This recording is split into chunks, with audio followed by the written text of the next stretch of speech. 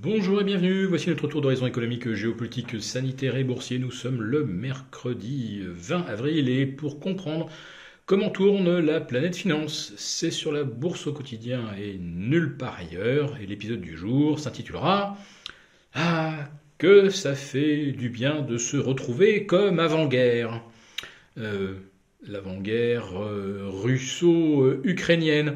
Le mot guerre d'ailleurs est maintenant lâché par les médias russes. On ne parle plus seulement d'une opération de police spéciale. Un euphémisme qui fait froid dans le dos quand on connaît le nombre de morts occasionnés par cette opération de police. Mais ce qu'il faut également retenir, c'est que les livraisons d'armes à l'Ukraine s'intensifient. On approche du milliard en provenance des États-Unis. Et surtout, l'Ukraine vient de recevoir de nouveaux avions de combat et des pièces détachées.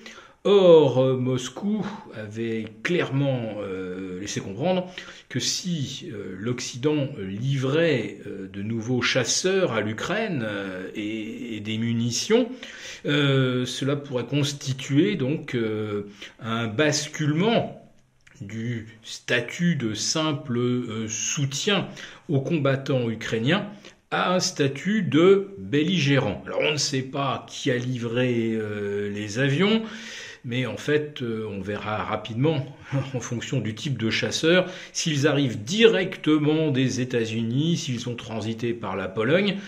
Nul doute que la Russie ne manquera pas d'avertir les pays par lesquels ce matériel a transité. Mais pour les marchés, eh bien, nous voici revenus au niveau d'avant-guerre, c'est ce qui avait donc justifié le titre. Le CAC 40 à 6635, au même niveau d'ailleurs que le 30 novembre 2021. Au 30 novembre 2021, on n'avait pas encore atteint le pic d'inflation à 8 ou 8,5 aux États-Unis, à 7 en Europe, et il n'y avait pas de guerre à l'horizon. Et l'Eurostoxx, eh bien, lui se retrouve maintenant à 3910, pas loin non plus de ses niveaux de fin novembre, et en tout cas des niveaux d'avant-guerre. Comme quoi le marché se fait à tout, et y compris à l'inflation.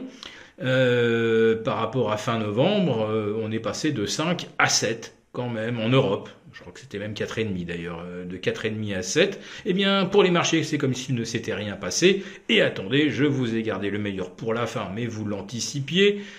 Les taux d'intérêt de mi-novembre à mi-avril, eh bien, ils sont passés en Europe de 0 à 135 points de base pour nos OAT, de moins 0,30 à plus 0,85 pour les Bund.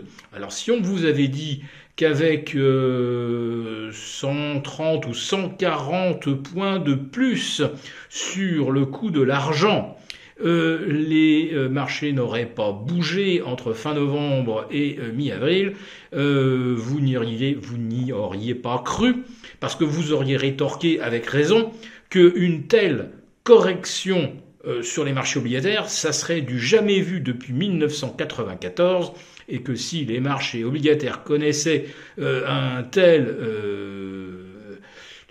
massacre, un tel jeu de massacre, jamais les indices boursiers ne pourraient se maintenir au niveau où on les observait fin novembre.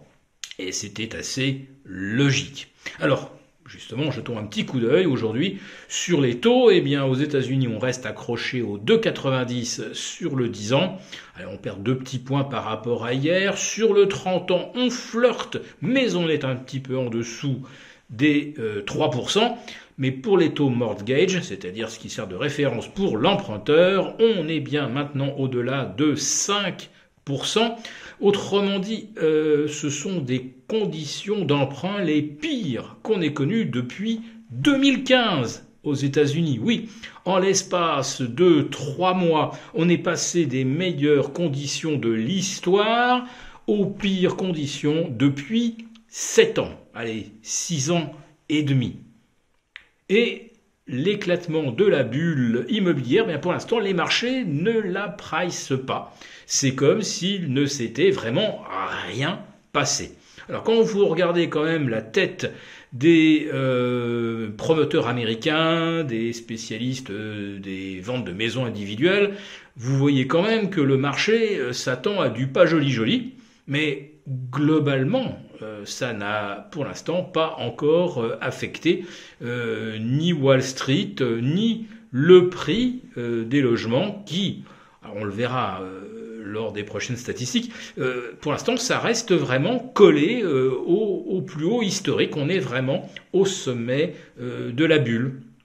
En Europe, les prix commencent à se tasser un petit peu, mais je ne crois pas qu'on mesure non plus l'impact pour un emprunteur, je vous le dis tout de suite, pour qui veut acheter un logement de 250 000 euros, eh bien la perte de pouvoir d'achat, elle est de 20 000 euros. Autrement dit, vous perdez une chambre là en l'espace de 2 mois si vous achetez un bien immobilier en France avec les niveaux de taux actuels et qui ne vont probablement pas rebaisser et les conditions risquent même de se tendre, de se dégrader avec la hausse du coût de la construction. Donc cette fois-ci, c'est le prix du bien lui-même, de la maison qui va augmenter. Donc vous devrez renoncer à une pièce, voire peut-être même à une deuxième chambre avec exactement le même budget que vous aviez au 1er janvier. Mais pour l'instant, eh bien, pour les marchés, c'est comme s'il ne s'était rien passé.